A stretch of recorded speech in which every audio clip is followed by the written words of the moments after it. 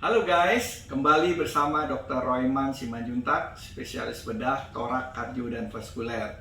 Kali ini saya kembali bertemu dengan para pemirsa dalam program Heart to Heart. Banyak pertanyaan dari netizen, dari pemirsa mengenai kasus atau penyakit kanker paru.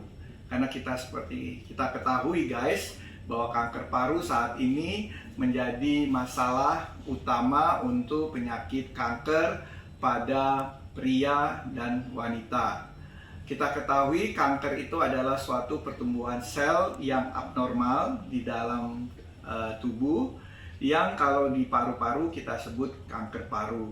Dan kalau sudah menyebar ke tempat organ lain yang kita sebut metastasis, itu akan menjadi stadium yang lebih lanjut. Saya akan menjelaskan mengenai anatomi paru-paru. Ya, sebelumnya saya akan menjelaskan sistem pernafasan. Ya, di sini kita mulai dari udara masuk melalui hidung. Ya, kalau kita bisa lihat hidung di sini, dia akan masuk melalui saluran hidung dan akan masuk ke trakea dan masuk melalui bronkus. Di sini terbagi dua, dan bronkus left main bronkus kiri, dan right main bronkus. Setelah itu nanti dia akan bercabang menjadi bronchiolus, dan akhirnya akan masuk melalui sel-sel di paru-paru yang bagian yang terkecil lagi, ada ductus alveolus dan alveolus. Ya, seperti gelembung-gelembung seperti ini, bola-bola kecil. Nah, pertukaran gas yang terjadi antara oksigen yang masuk dan karbon dioksida yang keluar itu akan terjadi pertukaran melalui pembuluh-pembuluh darah yang ada di paru-paru. Secara umum, paru-paru itu mendapat darah dari bilik kanan masuk ke arteri pulmonalis. Arteri pulmonalis nanti akan masuk ke paru-paru dan dia akan bercabang-cabang kecil, ya, sampai ke kapiler-kapiler.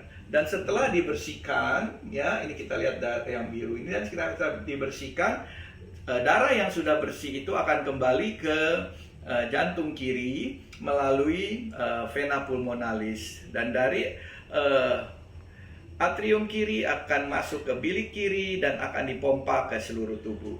Demikian guys, sirkulasi daripada pembuluh darah. Nah, kalau kita lihat sekarang paru-paru itu sendiri, ya, paru-paru itu ada tiga di sebelah kanan, ada lobus superior, lobus medialis, dan lobus inferior di sebelah kanan. Ya.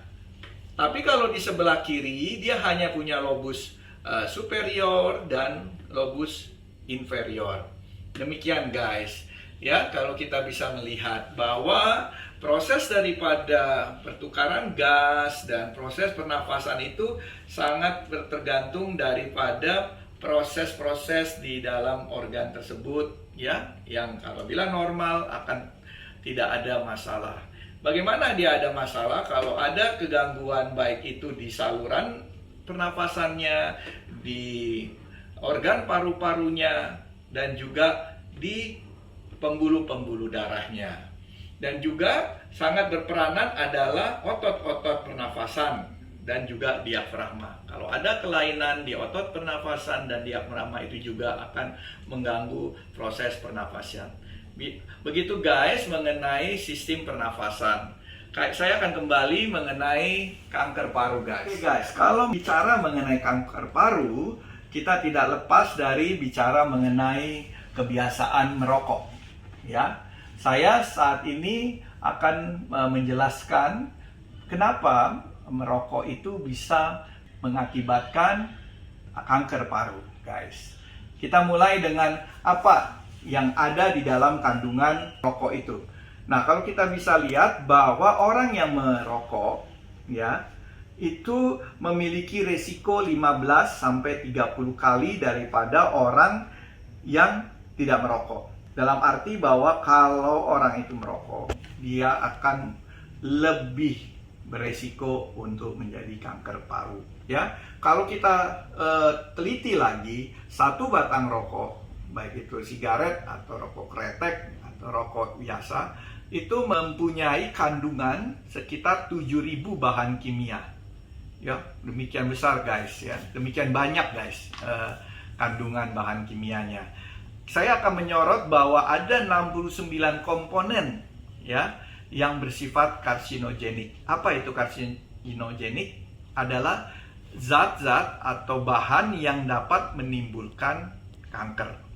Di antaranya adalah polisiklik aromatik hidrokarbon, ya, dalam kurung PAH. Ada N-nitrosamin, ada aromatik amin, ada aldehida, ada volatil organik hidrokarbon, dan metal atau zat besi. Ya, terpaparnya sel-sel tubuh dengan komponen karsigenik ini akan menyebabkan terjadinya pertambahan pada sekuens susunan DNA di dalam sel. Ya, di mana susunan DNA yang salah tersebut akan menyebabkan sel bermutasi dan menjadi risiko yang sangat tinggi bagi terjadinya keganasan atau kanker. Dalam keadaan normal, sel-sel tubuh memiliki fungsi perbaikan DNA dengan susunan yang salah tersebut, sehingga mutasi sel dapat dicegah.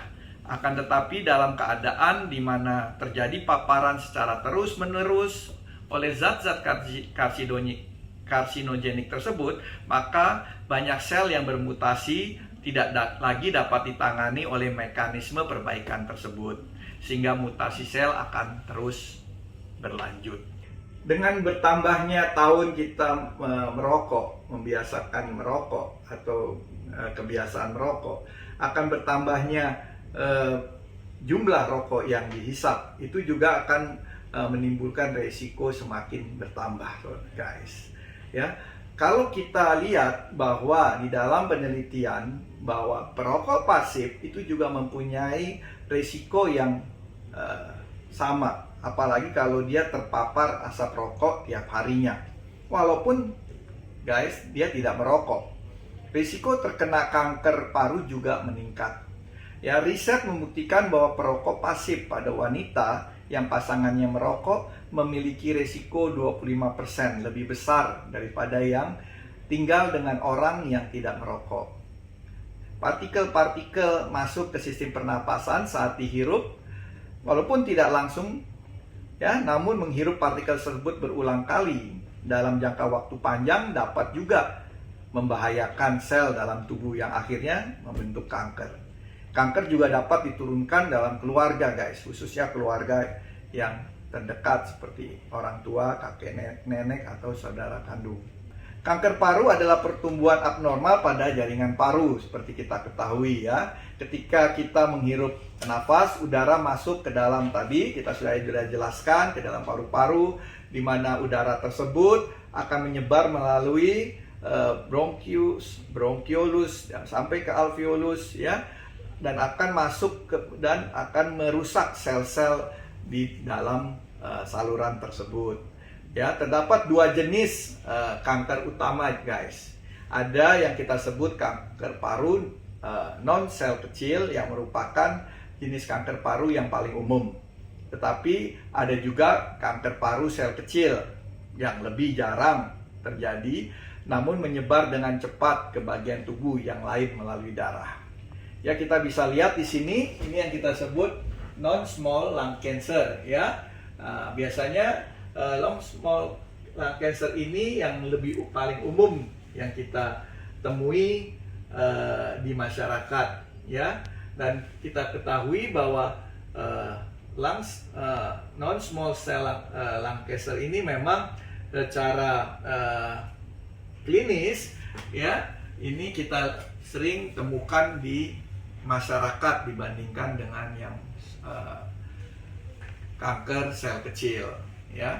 Apa, guys, sekarang yang menjadi gejala-gejala pada kanker paru? Yang secara umum, ya, ada keluhan batuk yang semakin parah dan tidak hilang-hilang.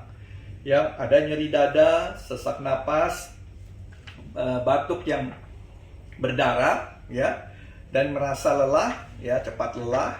dan penurunan berat badan yang dengan alasan yang tidak diketahui yang penyebabnya, dan adanya pembengkakan atau pembesaran kelenjar ya, getah bening di daerah tulang belikat sini, atau di daerah dada, atau kalau kita CT scan kita bisa melihat di daerah paru-parunya dan pembuluh darahnya. Dan juga kita sering melihat bahwa penderita kanker paru sering mengalami infeksi paru atau kita sebut pneumonia. Ya, ada pertanyaan guys, bagaimana cara menurunkan risiko terjadinya kanker paru?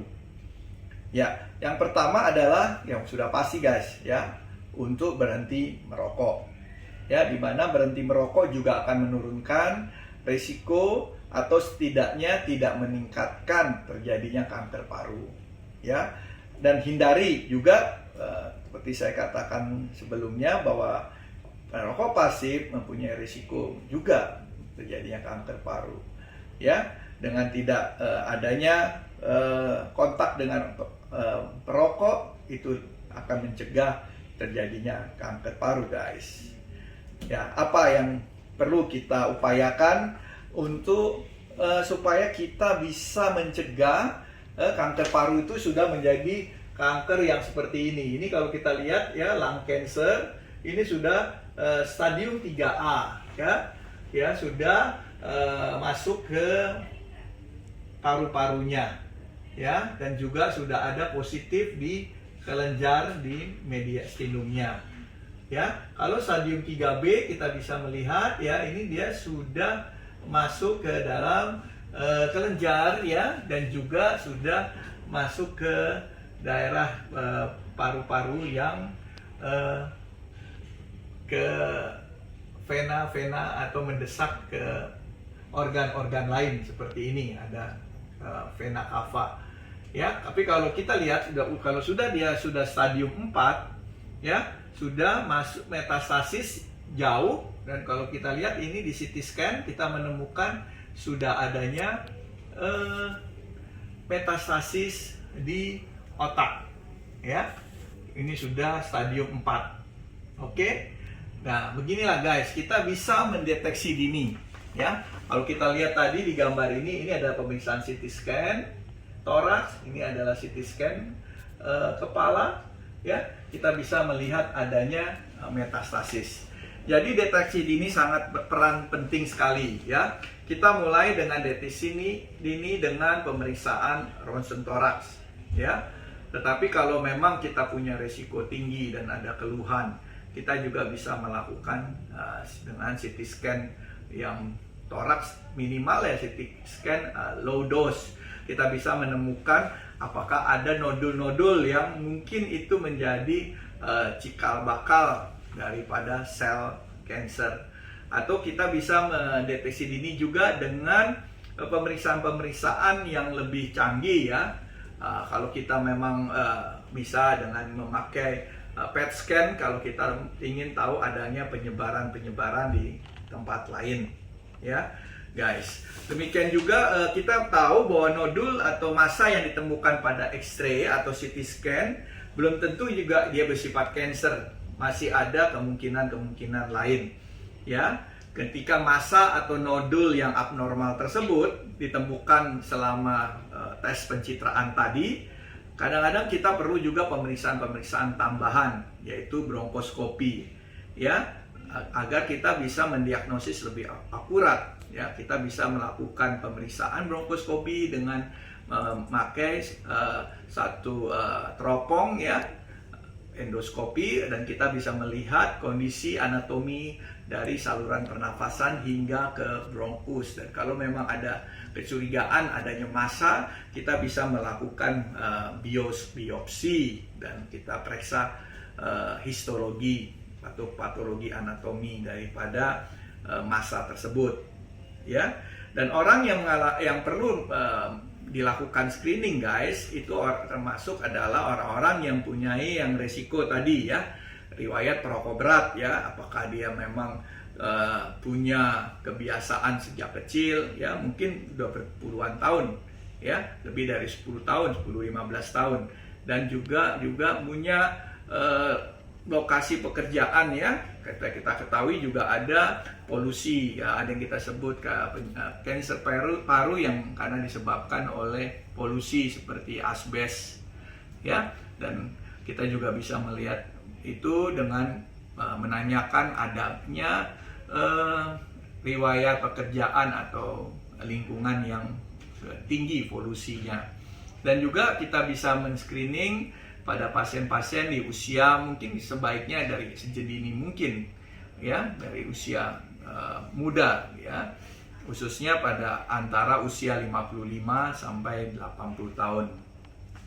Ya, selain pemeriksaan X-ray dan CT scan tersebut, tapi kita juga mempunyai modalitas lain atau pemeriksaan lain yang kita sebut tumor marker. Ya, merupakan suatu substansi yang diproduksi oleh sel tumor dan kadarnya akan meningkat bersamaan dengan adanya pertumbuhan tumor tersebut. Apa saja itu guys, tumor marker? Kita bisa memeriksa ya, salah satunya adalah embryonic antigen CEA atau squamous cell carcinoma antigen yang kita sebut SCC, atau neuron specific enolase yang kita sebut NSA, atau cytokeratin 19 fragment yang kita sebut CIFRA. Dan yang terakhir ada progastrin releasing peptide (ProGRP) yang bisa kita ukur dengan pemeriksaan laboratorium guys. Ya, jadi screening sendiri itu dapat menimbulkan beberapa resiko ya. Screening kanker dapat memberikan kesan bahwa seseorang memiliki kanker ketika tidak adanya kanker, yang disebut false positive. Ya, kadang-kadang kita suka dibilang, ya saya juga punya pengalaman guys, atau keluarga juga punya pengalaman bahwa dibilang oh cancer karena ditemukan adanya suatu nodul di CT scan atau pemeriksaan ronsen. Tetapi kita harus lebih teliti lagi, jangan cepat-cepat memvonis atau memutuskan. Kita harus melakukan pemeriksaan yang lebih dalam ya, lebih dengan pemeriksaan seperti biopsi ya, atau juga dengan tumor marker, dan harus dilihat apakah ada penyebab kemungkinan yang lain ya. Juga screening sebenarnya kita harus lebih fokus kepada yang tadi saya bilang, risiko tinggi. Nah, yang terakhir saya akan menyinggung mengenai sebenarnya apa itu modalitas dari pengobatan guys ya. Pengobatan memang untuk kanker paru pada saat ini ada beberapa pilihan ya, baik itu yang kita sebut kemoterapi ya, itu adalah suatu pengobatan yang menggunakan obat-obatan untuk memperkecil ya, bahkan membunuh kanker atau kankernya, sel kankernya sendiri. Pemberian obat-obatan ini dapat melalui obat yang dimakan atau melalui cairan infus. Kemoterapi ini bukan pengobatan instan, namun pemberiannya diberikan secara berkala selama berbulan-bulan hingga bertahun-tahun. Ya, pengobatan kemoterapi juga dapat digunakan sebelum tindakan operasi untuk memperkecil sel kanker sehingga lebih mudah diangkat saat tindakan operasi. Dan yang berikutnya juga ada yang kita sebut terapi radiasi. Ya. Terapi radiasi merupakan terapi yang menggunakan X-ray, ya, sinar X yang berenergi tinggi untuk membunuh sel kanker. Terapi ini dapat digunakan untuk memperkecil kankernya sebelum atau sesudah tindakan operasi. Ya, namun dapat juga digunakan sebagai terapi utama pengobatan kanker. Ya, dan yang berikutnya ada yang kita sebut tindakan operasi, guys. Ya, tindakan ini bertujuan untuk membuang sel tumor atau kanker yang sebagian kecil parunya mungkin masih ada yang sehat. Nah, kita tentukan di mana kita ambil tumornya dan kita biarkan, kita sisakan sel yang masih sehat. Tapi kalau memang perlu, kita bisa mengambil satu lobus ya, atau mengambil seluruh parunya ya, karena kita ketahui ya, kalau paru yang sebelah masih sehat ya, pasien itu pun masih bisa hidup dengan hanya satu paru-paru ya. Besar paru yang dibuang itu memang mempunyai arti, tadi saya bilang ya, ada yang hanya sedikit diambil ada yang satu lobus, ada yang satu paru-paru. Selain itu, tindakan operasi juga bertujuan untuk membuang kelenjar-kelenjar getah bening ya, karena itu juga kita bisa lakukan pemeriksaan patologi anatomi dan kita juga bisa membuang sel kankernya kalau memang ada terdapat di kelenjar. Yang terakhir guys, ada yang kita sebut ini pengobatan yang juga saat ini berkembang, yaitu kita sebut target terapi, yang merupakan terapi yang ditargetkan untuk menghambat pertumbuhan dan penyebaran dari sel-sel kanker. Terapi ini secara spesifik bekerja pada DNA daripada sel paru yang bermutasi, sehingga menyebabkan sel kanker itu yang tadi menyebabkan kanker itu bisa berhenti atau tidak lagi terjadi mutasi genetik ya. Nah, biasanya sel target ini efektif pada sel kanker yang bermutasi genetik ya. Nah, itu yang secara umum pengobatannya. Pada kanker dengan jenis non sel kecil, makanya dapat dilakukan tadi saya bilang modalitasnya adalah tindakan operasi, ada kemoterapi, radiasi, dan target terapi. Tapi pada kanker yang jenis sel kecil umumnya dilakukan terapi, radiasi, dan kemoterapi. Tidak dilakukan tindakan operasi ya, karena dianggap kurang efektif dibandingkan pengobatan radiasi dan kemoterapi. Ya begitu guys ya, pengobatan ini memang sangat sulit untuk kanker paru. Itu tergantung sekali dengan tingkat keganasan sel, ya, jenis sel, dan juga stadium daripada kanker paru tersebut. Kalau kita bisa semakin dini, ya kan, stadium 1, stadium 2 kita sudah bisa mendeteksi dan kita bisa mengobatinya dengan baik, akan tidak berlanjut menjadi stadium yang lebih angka kematiannya lebih tinggi. Ya, seperti gitulah guys penjelasan saya saat ini mengenai kanker paru. Ya, untuk pertanyaan-pertanyaan selanjutnya bisa ditanyakan melalui komen atau adanya kontak langsung dengan dokter di sekitar Anda, atau dokter paru atau dokter bedah torak kardiovaskuler guys. Ya, semoga episode kali ini bermanfaat ya. Akan baik apabila para pemirsa juga subscribe, share, dan memberi komen kepada episode Heart to Heart kali ini. Terima kasih atas perhatiannya. Stay healthy. God bless you all.